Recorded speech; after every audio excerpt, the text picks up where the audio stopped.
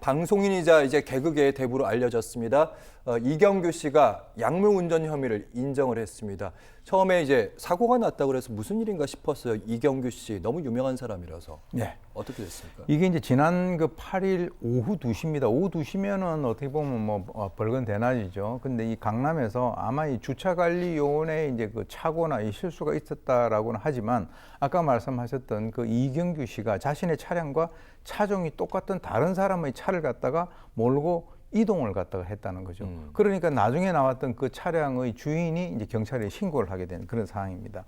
그래서 이제 나중에 이경규 씨에 대해서 출동한 경찰이 음주 측정을 했는데 거기서는 음성으로 나왔고 약물 간이 시약 검사에는 양성으로 나왔다는 거죠.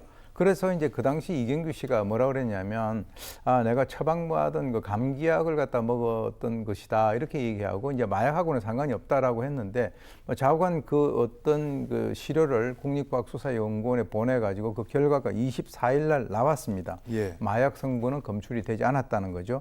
그랬더니 나중에 이제 알고 보니까 이분이 아마 공황장애가 있었던 것 같은데 그 약을 먹고 운전하면 안 된다는 사실에 대해서 본인이 인지를 하지 못했다 이렇게 얘기를 하면서 변명의 여지가 없는 부주의이기 때문에 그 혐의를 인정을 했습니다. 그래서 이제 경찰은 도로교통법 제45조 약물운전 혐의로 입건을 한 상태입니다. 사고가 난 것은 아니고 차를 멈춰놓고 그냥 적발이 된 거군요. 그렇습니다. 알겠습니다. 근데 처음에 이제 어쨌든 이경규 씨를 다 알잖아요.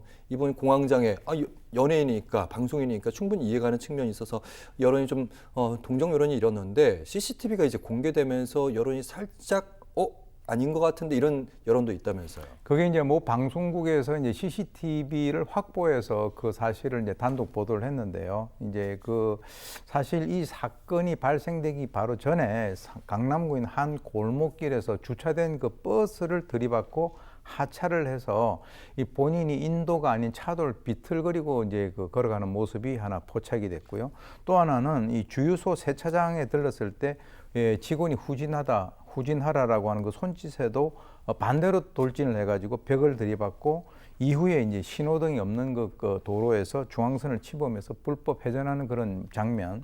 그리고 이제 사고가 났지 않습니까? 예. 그리고 모퉁이를 돌아가지고 다른 곳에서 그 차량을 갖다 주차하고 병원 진료를 마치고 돌아와서 사실 그 자기가 주차한 그 주차장이 아닌 엉뚱한 한 20m 떨어진 그 주차장에서 다른 차량을 몰고 떠나는 모습 이런 여러 가지 것들이 전부 다 이제 이번에 공개가 됐단 말이죠. 그러니까 이제 일반인들이 생각을 하실 때는 지금 상당히 운전하기에는 몸 상태가 부적절한 그런 상태에서 운전대를 잡았다라고 하는 그런 의견들이 있어서 약간 아까 말씀하신 대로 좀 고개가 갸우뚱해지는 그런 부분이라고 보는 것이죠. 네, 알겠습니다. 그러니까 사고를 여러 번 내고 그걸 몰고 병원까지 가서 주차까지 하고 그냥 아무 일도 없다는 듯이 그냥 병원을 간 거예요. 그 정도로 약간 현실을 정확히 파악할 수 없는 상태였다 이런 말씀이신 거죠. 그렇죠. 그래서 이제 어떻게 보면 뭐 이렇게 인명사고라든가 이런 것들이 없었다는 것이 상당히 이제 다행스러운 일이다. 이렇게 이제 결과적으로 우리가 볼 수 있겠습니다. 위험천만한 일이긴 한데 이 정도 이경규 씨 사건 같은 경우도 전문가로 보시기에는 처벌까지 가능한 수준인 것인지 어떻게 보십니까? 글쎄요, 이제 사실 또 때마침 6월 26일이 말이죠. 유엔에서 결의가 된 그 마약 대체의 날입니다. 그래서 모 연구소에서 이제 그 발표한 자료에 의하면 특히 약물 운전 사고가 2019년에 2건이었는데 2024년에는 23건으로 늘었다는 거죠. 한 10배 이상 늘었습니다. 특히 이제 감기약으로 인한 그 약물 그 사고, 교통사고가 작년에 한 해에 한 20건 정도가 이제 발생이 됐다라고 하는데 실제로 우리가 약을 병원에서 받으면 이 약 드시고 운전하지 말라라고 하는 그 주의사항을 꼭 주지 않습니까? 예.